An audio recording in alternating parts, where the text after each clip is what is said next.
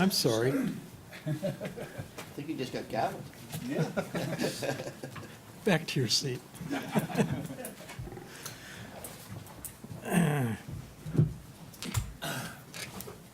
The March 13th, 2019 meeting of the Municipal Code Enforcement Board is called to order. Please stand for the Pledge of Allegiance. Pledge allegiance to the flag of the United States of America and to the republic for which it stands, one nation, under God, indivisible, with liberty and justice for all.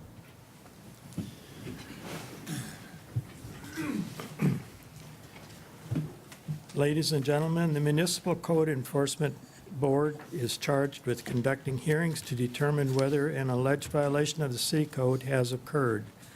Decisions made by the quasi-judicial board will be based on the evidence and facts presented tonight. Our meetings are conducted in accordance with Robert's Rules of Order, and each case will begin with the city presenting its evidence of the alleged violation. The respondents will then present his or her case. Both parties will have an opportunity to cross-examine all witnesses. The board members may question any witness. Comments by both parties must be relevant to the case. Persons wishing to speak will be given an opportunity to do so by the chair and must address the board from the podium after giving their name and address. Upon request, copies of the material submitted by the staff are available for review. Board members are reminded to obtain permission to speak from the chair, and questions of the city should be directed to the city attorney. At this time, I will ask all persons who expect to give testimony tonight to stand and be sworn in by the city clerk.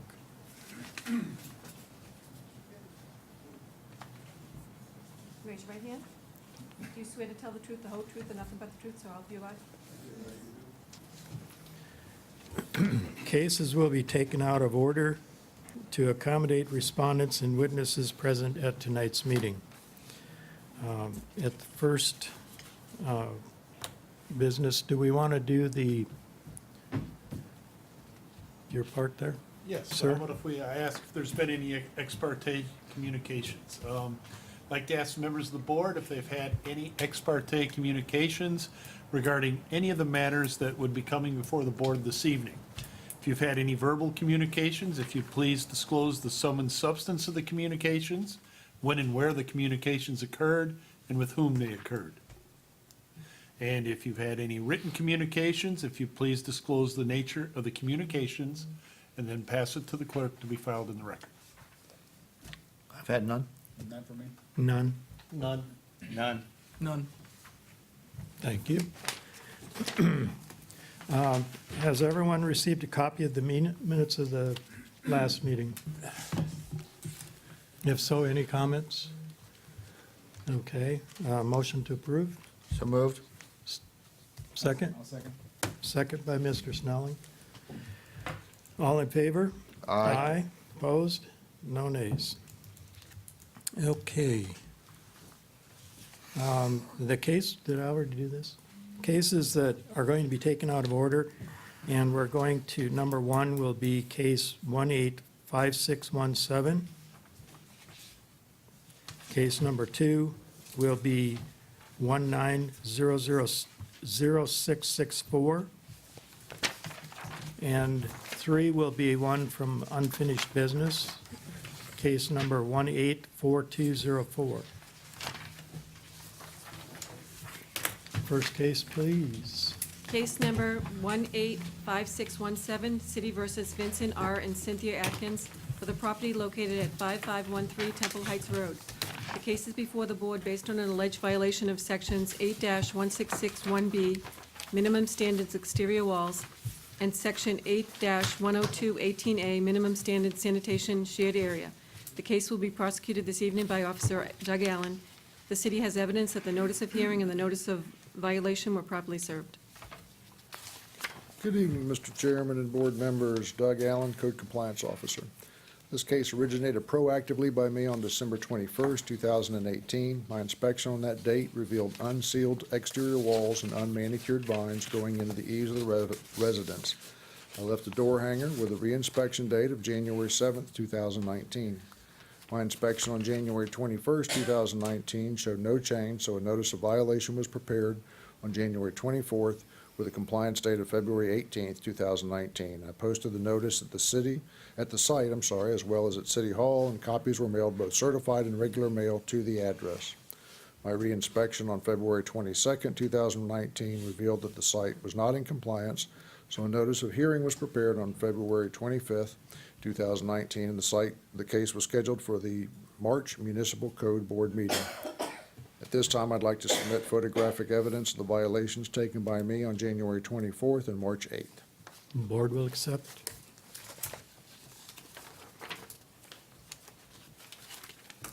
Thank you.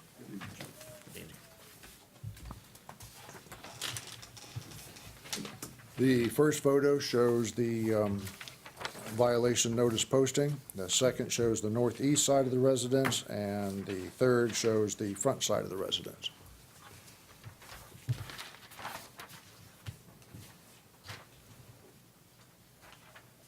At this time, the site is not in compliance, and I'm looking for a ruling.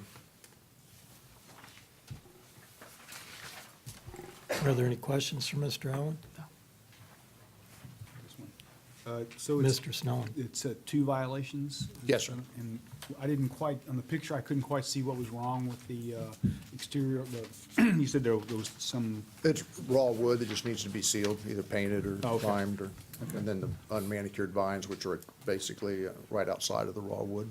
okay, yeah, I saw the vines, I just missed the, okay, thanks. Any other questions? Understand, any further? Nothing for me. Who is representing the case? Please come up.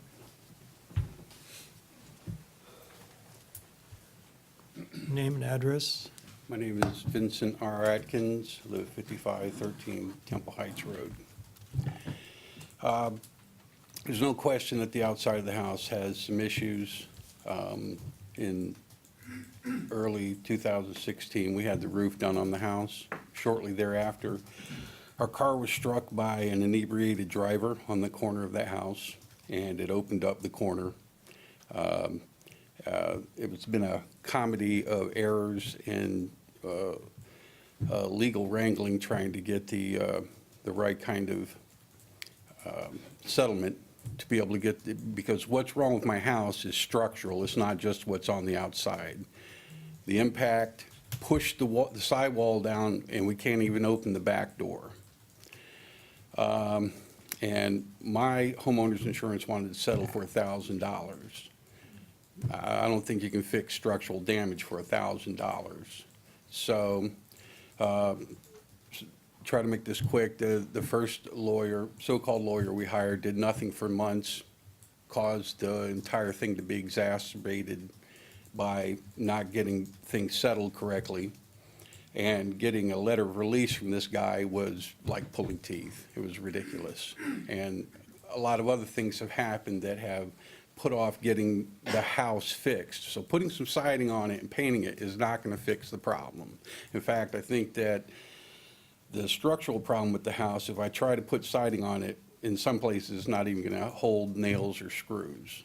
So that's where I'm at. So we finally have a legal team that I think is that's taking it correctly and seriously and going to get a settlement so we can get our house fixed, because it's going to take construction to do it, not just putting siding on it and painting it. So I would like to, at this time, find out if we can be granted a period of time to get this thing, at least get to the point where we're getting some construction done, because that's what it's going to take. So we're going to have to get a settlement, hire a construction company, get permits for all that, and it's going to take some time. I have a couple of questions Okay. for you. You saw the pictures that were up? Mhm. Okay, can we pull up a picture if he tells me which one? when I looked at the pictures, I didn't know that I was looking at Well, that it kind looks of damage. pretty rough. So, if you, Yeah, well, it's all rotten. It's all rotten. That's all about it. It's pulled over and everything. When it first happened, I put a couple of panels of wood on the corner to kind of keep it shut because it was open to the element on the corner. okay, so picture number 2, exhibit number 2, is the one that shows, oh, well, it's on 3 also. That's number 2 there, that's just to show the posting at the front door. And the next one is also a front view from Temple Heights Road. Yeah, that's the front corner from the front, but that's the same corner, correct? Correct. As the one that's on this, Yes, that's a side view. okay. It's just weathered. Okay, 16. Were I a younger man, I would, rip it out and fix it myself, but I'm gonna have to hire somebody to do it. I can't, and I'm financially at a point where I can't do that yeah, you until I get a would, settlement. you would probably need to get some, well, you'd have to get a permit in structural, Right. And I mean, All there's gotta that. be a plan for it. usually we go out 30 days on whatever we do. Okay, It gives you time to get in order and then we go from there, whether we have to have an extension or not. all right.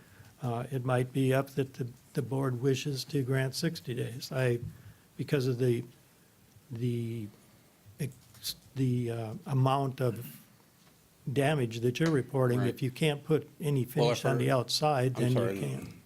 Didn't mean to interrupt, but intervening time, one of the things that came to light was even though we had a new roof on it, it caused it to start seeping. And so we have some leaking into the, it's a little bit, but the ceiling inside is starting to, crumble and, Yeah, and and it was a brand-new roof. and that could be caused by the stress that was on the corner. There's no so it's question all- about it. It caused it to buckle a little bit. I got up there and looked at it.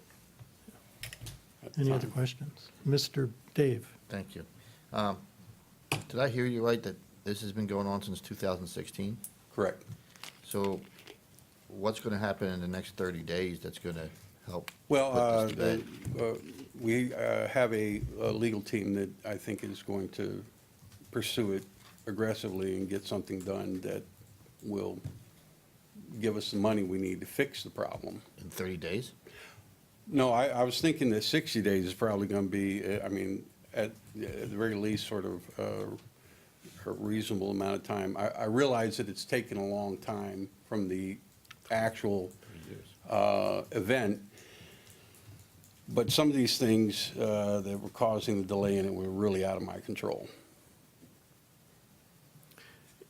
Is the condition of the siding that you've closed it up with, is that condition able to be painted?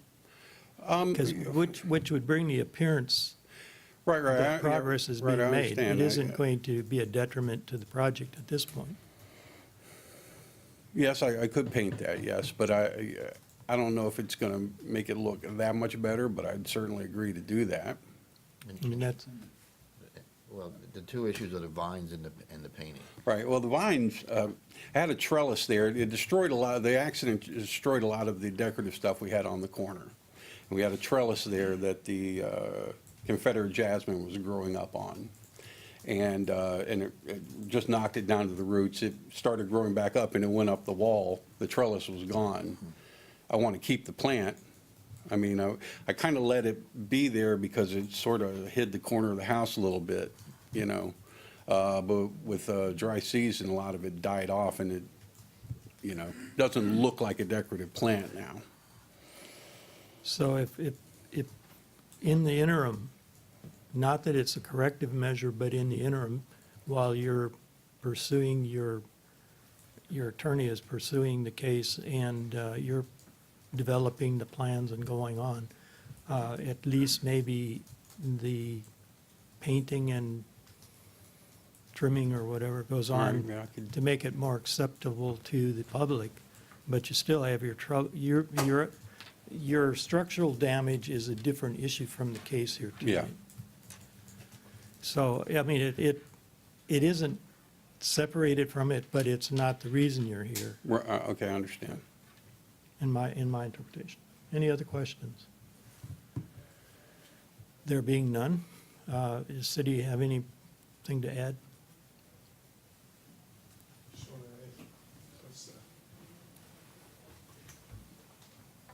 First of all, I'm glad he mentioned it was 2016 this was initiated. And also, too, is this could have been resolved if he would have just reached out to Mr. Allen and said, well, have a little dialogue. Because Mr. Allen never received a phone call from Mr. Atkins at all. So we just felt like we had to move forward with this property. Okay. What I would suggest is that you talk to Mr. Allen and find out if the decorative correction measures are enough to initially make it more appealing to the neighborhood. Okay. But we understand your other situation. And I guess we have to take that into account tonight, so thank you. If you have anything more to add, we'll hear it. But Well, what do I do from this point? Just call Mr. Allen and let him make the decision? he's coming up. He'll talk to you out. You want to come up, or you talking to him out? We haven't had a reading yet, sir. Yeah, no, Really? be happy to discuss the matter and tell him what it would take just to bring it into compliance. Okay. Excellent. Thank you. All right, thank you. Can I get a motion on? Sure, I'll There make a motion. be no one else to hear. I'd like to get a motion. You might want to stay for this. Based on the testimony of Code Compliance Officer Mr. Allen and Director Baroni presented to the board this hearing and the document evidence received by the board, I make the motion that the board find Vincent R. and Cynthia J. Atkins in case number 18-5617 to be guilty of violating sections 8-1661 subsection 1 subsection B and 8-102 subsection 18 subsection A of the city code, and give the respondents until our next meeting on April 10th, 2019, to come into compliance with the code sections in question.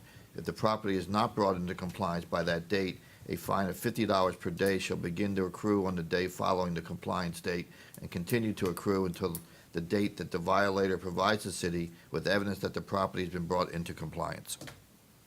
I have a motion. I second. A second by Mr. Westfall. Any discussion? Okay, I have a motion, a second. All in favor? Aye. Aye. Opposed? Nay, no nays. You're not doing the next case, are you? Okay. That's me.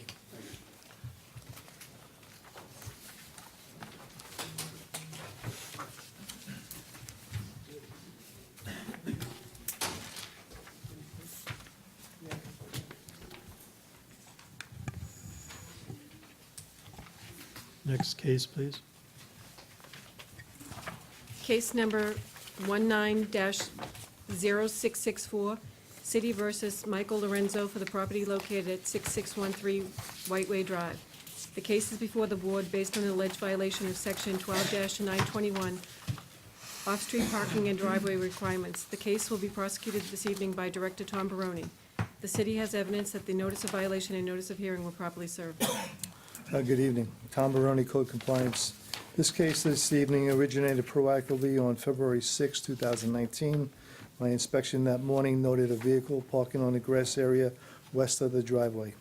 Due to having 5 previous cases last year in 2018 for the same violation, a notice of violation was prepared that same day with the compliance date of February 9th. I posted the notice letter at the front door and requested copies be sent out first class and certified mail. I also requested a copy be posted at City Hall for the 10-day requirement.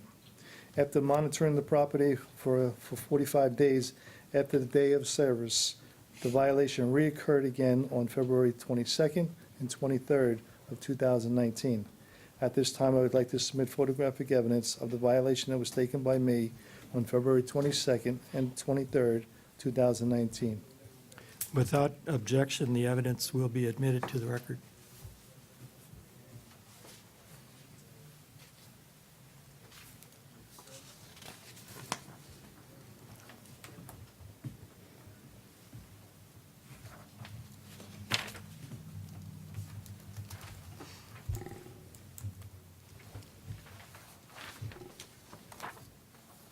My inspection on March 7th, 2019 noted no yard parking.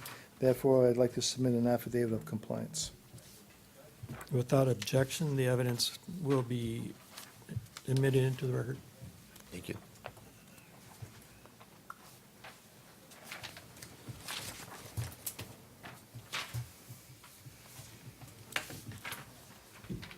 I believe the Any- respondent is here tonight. Okay. If you, the chairman could just educate the respondent on repeat violations. This may be a good case. You may want to educate the homeowner. Thank you.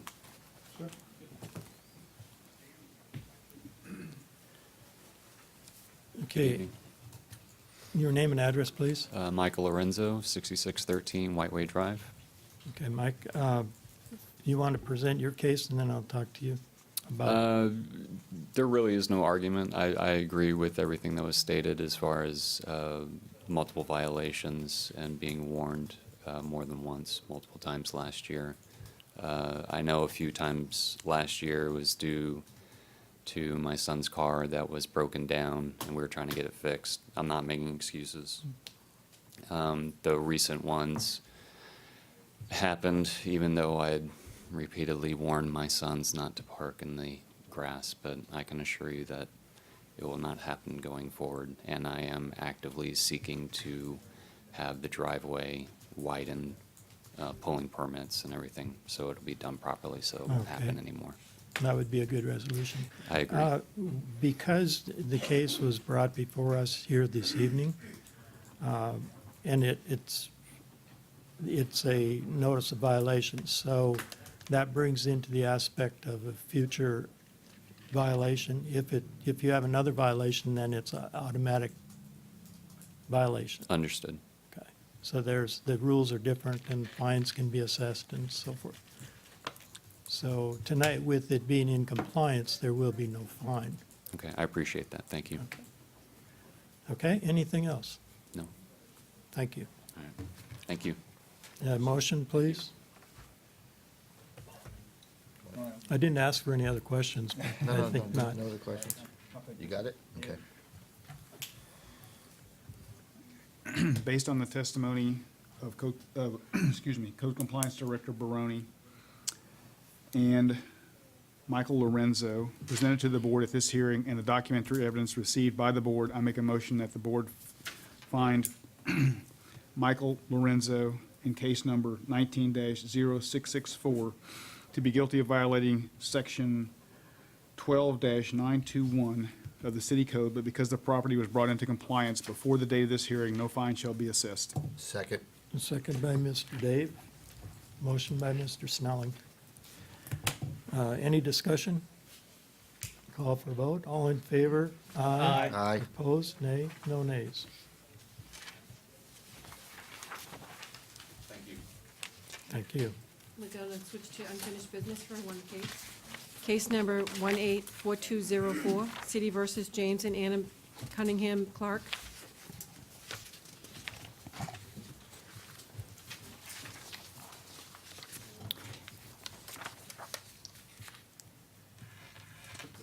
Do you want me to- The deadline for compliance is tonight at midnight. Good evening, Lori Smith, Code Compliance Officer. Last week, I observed that the exterior front and side wall staining have been pressure washed, and I have a partial affidavit of compliance for the wall staining that I would like to submit. Without objection, the evidence will be admitted into the record.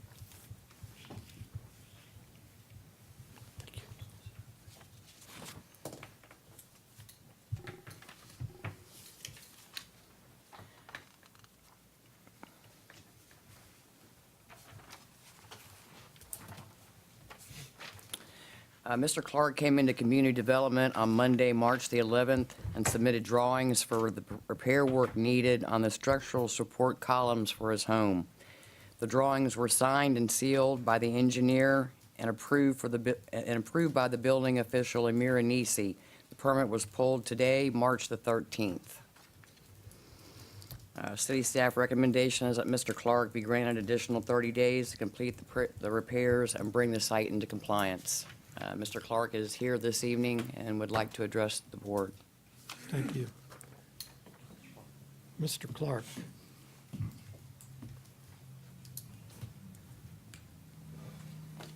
Good evening. James Clark, 11733 Primrose Lane, Tampa, Florida. I'm here to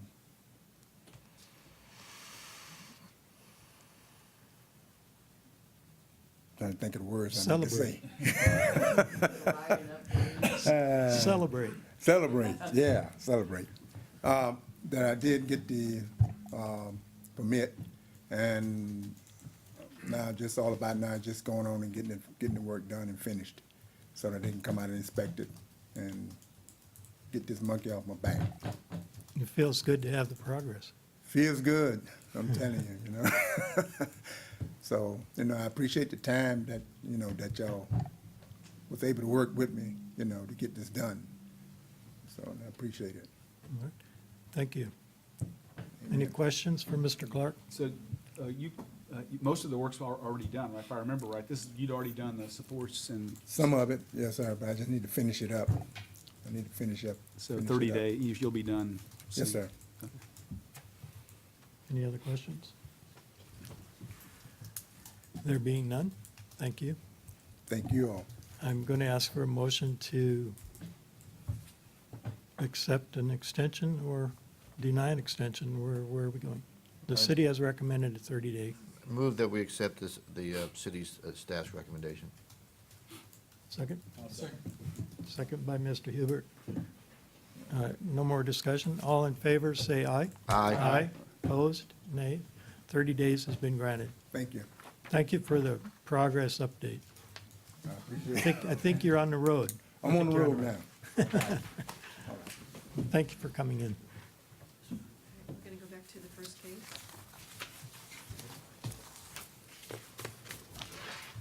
Case number 184573, City versus Lauren McHale, for the property located at 8601 Shirley Drive.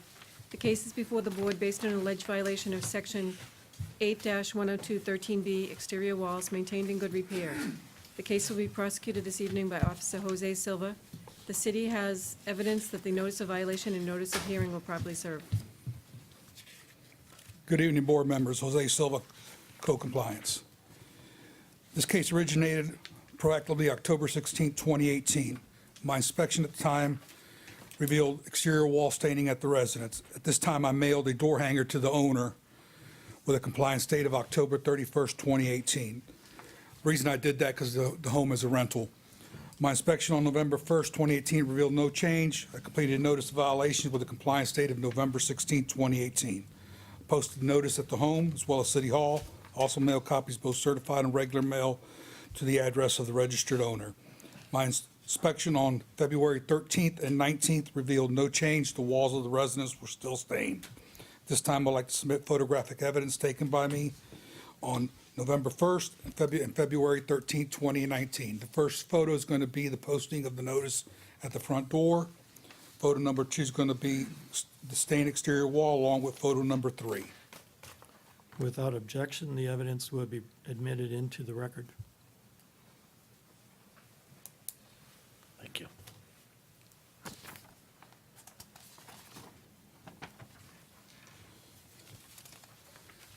As of March 11th, 2019, conducted another inspection at the residence. The walls have been pressure washed and are clean. I'd like to submit an affidavit of compliance. Wonderful. Without objection, the evidence will be admitted into the record. Thank you.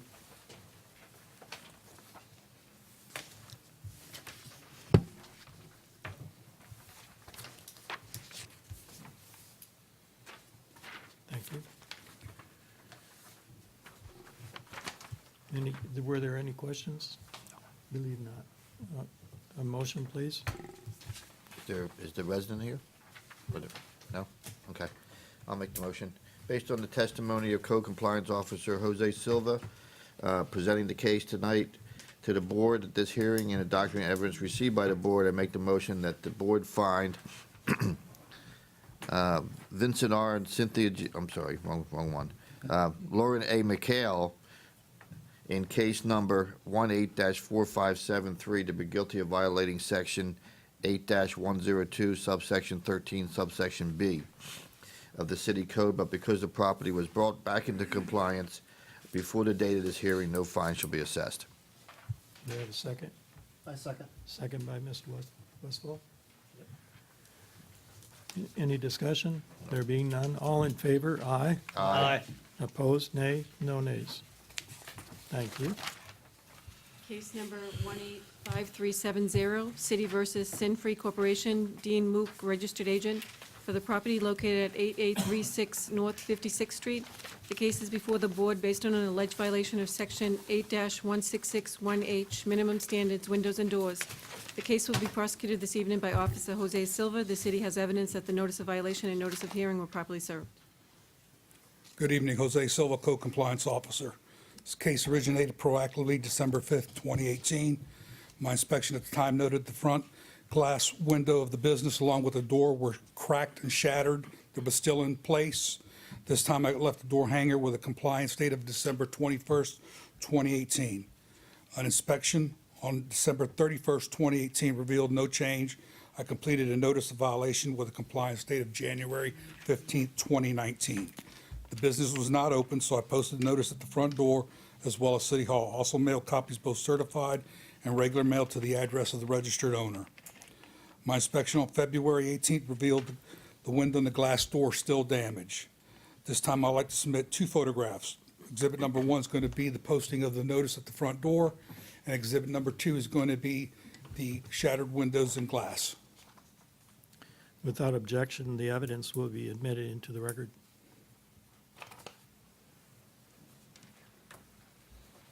Thank you, sir. Is this a vacant building? No, sir, it's occupied business. As they had closed down over the holidays and moved their operation to the mall, it's a phone store. As of February 25th, the glass has been repaired at the location. I'd like to submit an affidavit of compliance. Without objection, the evidence will be admitted into the record. Thank you.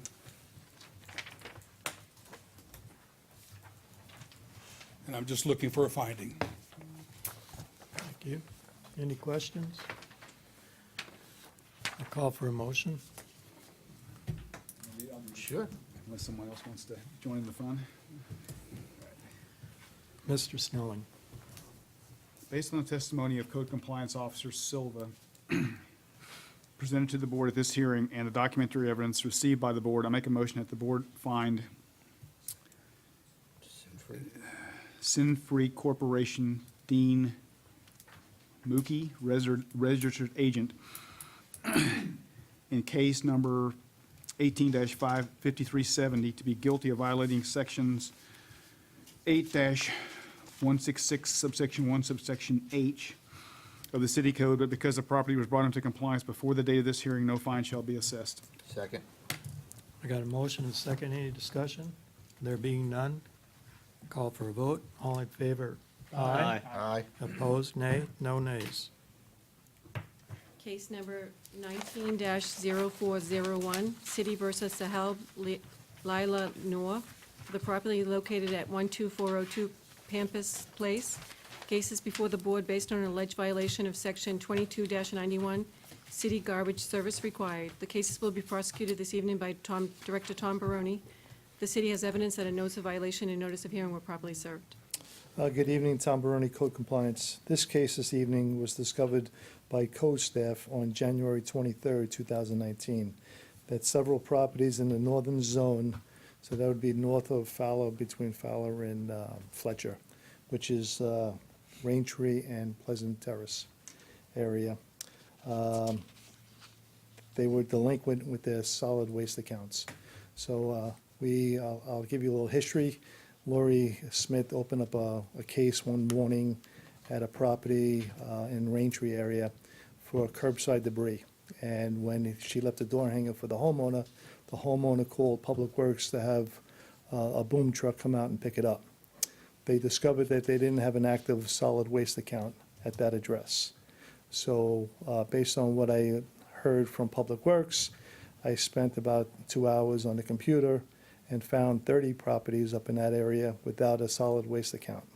So each month they're charged approximately $26 per month for the solid waste account. Some of them are 4 years behind. Some of them never obtain a solid waste account at all. So some of them owe the city probably about $1,200. Out of the 30 properties that I discovered, 25 are now in compliance. So, yeah, the four or five that are still remain out are vacant properties or they're for sale right now. So, okay, so just a little history on how did this all come about. So I just wanted to explain why this case is being presented tonight. So because the city was very nice for the neighbors to pick up all this trash all this time, That's correct. but the pickup people don't check to see if you have an account or No, I have an no, account. their or job whatever. is to pick up. They do their job. That's correct. And the fact that they never had an account, no one would even know. That's Because correct. they're just a property along the route. It could be the parking lot over there. Yes, So that's a good find. yeah. So before we go too deep into this, let me finish my testimony, and then I'll actually answer your questions that you have. So, this property owner, this property owner was delinquent with the solid waste account since September of 2016. Property is occupied and the utilities are actively connected. I also observed garbage cans placed at the curb. That same day, a notice of violation was prepared on the 24th of January. The tenant came into code compliance office to state that he received the notice and was sent to customer service for a solid waste application. Tenant did request an extension on the violation on February 8th, 2019. On the 12th of February, the tenant again stopped by the code office and requested some additional time, stating that the owner was out of the country, which I granted them 10 additional days. A check with customer service on the 22nd of February noted no change. Therefore, the property was referred to the Municipal Code Enforcement Board. At this time, I would like to submit 2 photos taken by me on January 25th, 2019, showing that the trash cans being present at the curb, and also a notice letter was posted at the front door. Without objection, the evidence will be admitted into the record.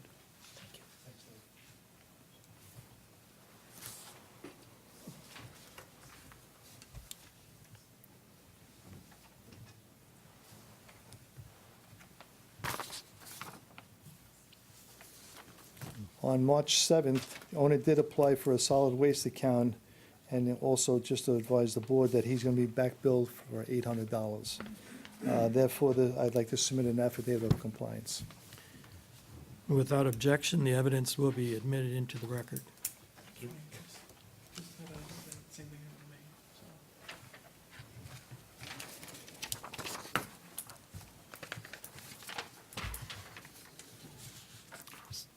So with this information that the city has learned about for this area, Right. are there other areas that they're looking at? Well, that particular area has Tampa water.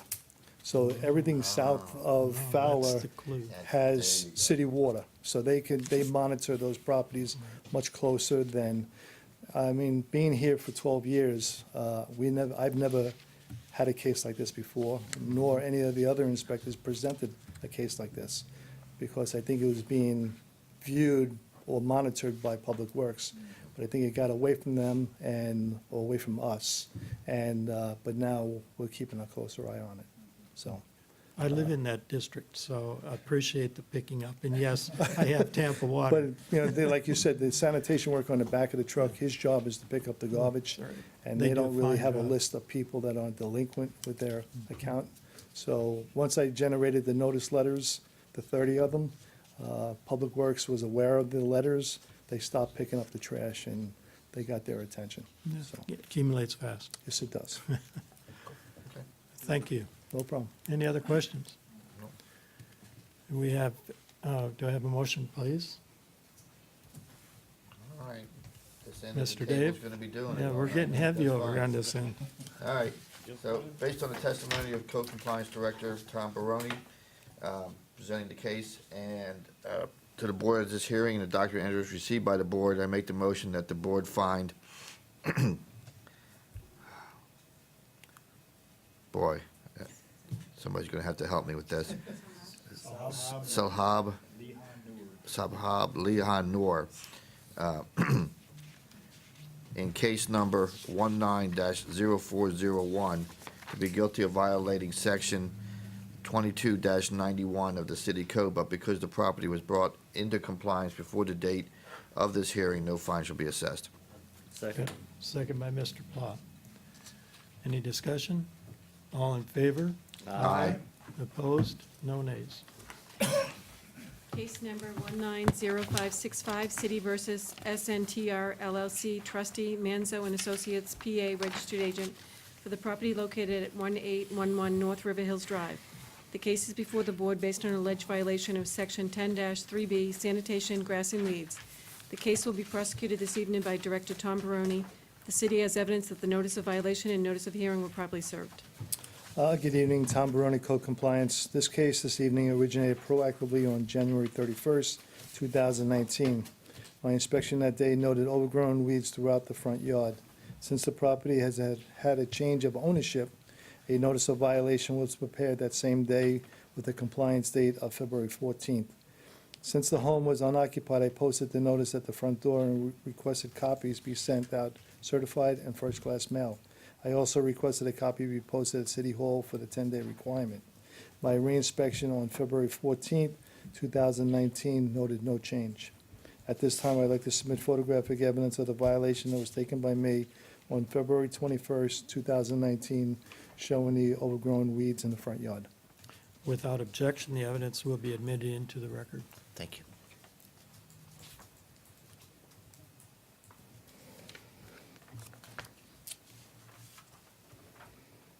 Inspection today revealed no change. I also just let you know, I did send a copy of the notice letter to the attorney that closed on that property. As I said, it was a change of ownership.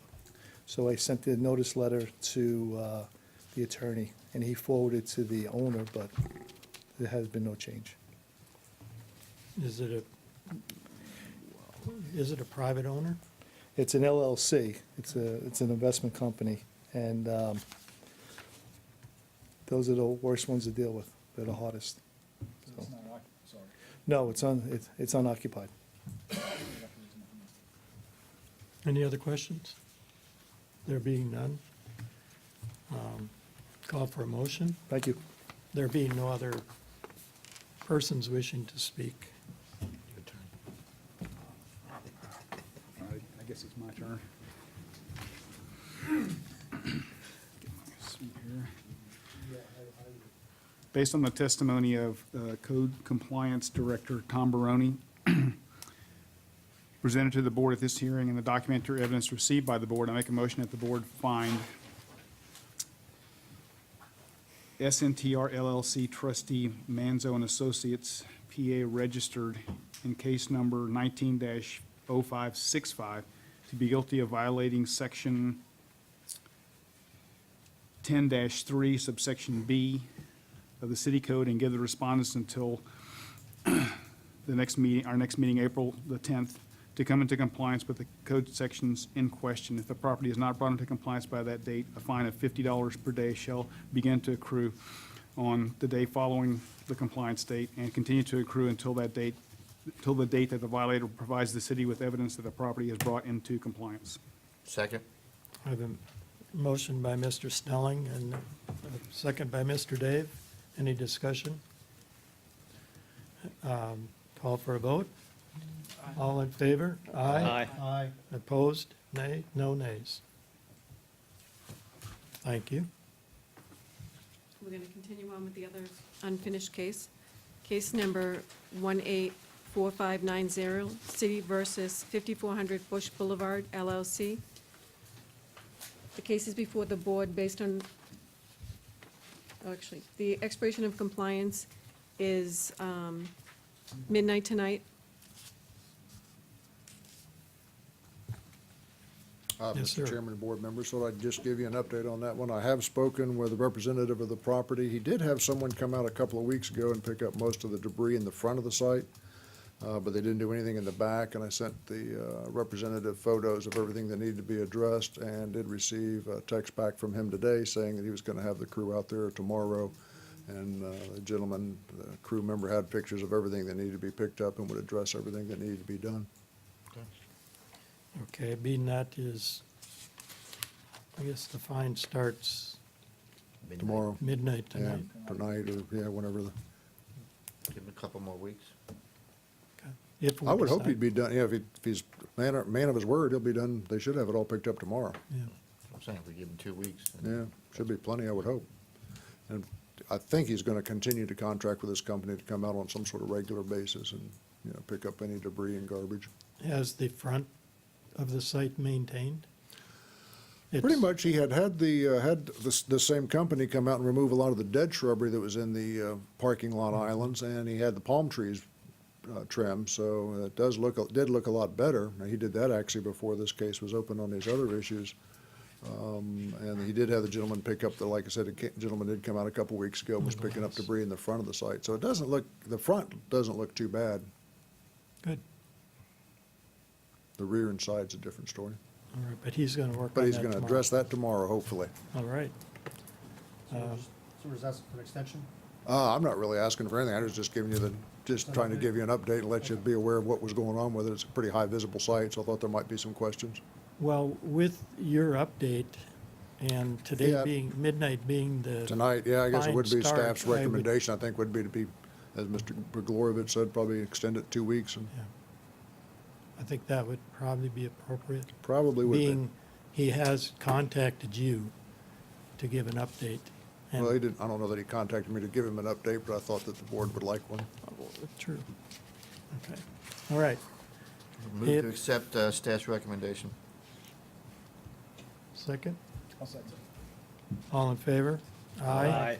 Opposed? Nay? No nays. Thank you. You're welcome.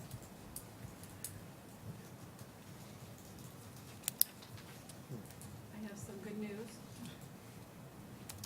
The code board has been very busy, the code compliance office has been very busy. So cases not on the agenda. Case number 172748, City versus Thrasher Investments LLC for the property located at 108 Holland Ave. The home has been demolished. An affidavit of compliance for sections 8-10213H, 8-10213C, 10-4B4A, and 8-10213M was submitted by Director Tom Baroni dated March 2nd, 2019. Case number 181014, City versus Gregory Brian Milton for the property located at 7818 Bolera Drive. An affidavit of compliance for sections 8-10213B, 8-10213C, and 10-34 was submitted by Officer Allen dated March 6, 2019. Case number 185492, City versus Twam and Naffy's Group LLC for the property located at 12107 North 53rd Street. An affidavit of compliance for section 12-861E6 was submitted by Officer Smith dated February 20th, 2019. Case number 185677, City versus CSH 2016-2 Borrower LLC for the property located at 5305 East 127th Avenue. An affidavit of compliance for section 12-921 was submitted by Director Tom Baroni dated February 21st, 2019. And case number 19-0360, City versus Jessica Montgomery for property located at 12908 Rainforest Street. An affidavit of compliance for Section 10-4B7 was submitted by Officer Smith dated February 18, 2019. Excellent. We appreciate all compliance. Mr. Barone, do you have, Mr. Ross? With the chair's permission. With the chair's permission, you Thank you. granted. Just a few moments to update you on some council goings-on that might be of relevance to you. Andy Ross, City Council. The council recently passed on first reading, and has to stand for second reading at our next meeting, an ordinance that has some impact on you. It pertains to abandoned properties, specifically foreclosures and those types of things. The ordinance, the highlights of the ordinance are that it requires banks, lending institutions, or anybody who owns these properties to register them with the city. A registry will be created. They have to provide the city with a local 24-hour contact number of a real live person who could be contacted if there's an issue with the property, such as code compliance could call them. It also requires them to provide trespass authorization for the police department. So if people were to go in there and try to move in or get utilities or something like that, the police department could act quickly on that instead of creating a case of adverse possession where we can't get rid of them and that type of thing. That will stand for second reading at our next council meeting and become law immediately after that. As you know, the foreclosures have cleared up some, which is good news. So hopefully you won't have cases coming before you, but if you do, it would be a new ordinance that you haven't seen and you're not familiar with. So I wanted to let you know that that was happening. Another thing that we are wrestling with, that we are trying to come up with some solutions to, but it's an elusive problem, and that's the issues of Airbnbs and short-term rentals. It would be very easy for us to come up with a solution to that if it were not that the state law has preempted that to the state level and basically forbidden municipalities from enacting ordinances to deal with that. Unless you had an ordinance in place prior to the state law preempting that, you're pretty much prohibited from enacting an ordinance with much teeth in it. So Ms. Cichon and our city manager and Mr. Barone are currently in the process of looking at specifically what things we can regulate concerning short-term rentals and what things we can't, so that we can hopefully draft an ordinance and at least regulate some of the things that we can. Perhaps parking and a contact number, that type of thing is what we hope to accomplish. So that may be something that I am back to visit with you in the near future about, to let you know what we're doing there, because there again, it would be a new ordinance that you have not seen before, so you would have to be kind of brought up to speed on that. So I think those are the two big things I wanted to share with you, unless you have any questions you'd like me to take back to the council. Problems, complaints, questions? I mean, Who do we have to talk to get the clock fixed? I don't know, that's like the proverbial pothole in front of your house, I don't know. Time's moving I very just slow. noticed that. Yeah, so. If you do have anything that you would like addressed at the council level, you guys all know how to get a hold of me. Please don't hesitate to call or email or see me at ACE or wherever the case may be, so. Thanks for that. Thank you, Mr. Chairman. Andy, is there, you opened up a question in my mind as to why the state would preempt, and is there anything you can tell us that at our level that we could know that's not going to hurt anything? Perhaps I could, for right or for wrong, this is the thinking. There are some things that are appropriately preempted to the state. For instance, traffic control is something that's mostly preempted to the state.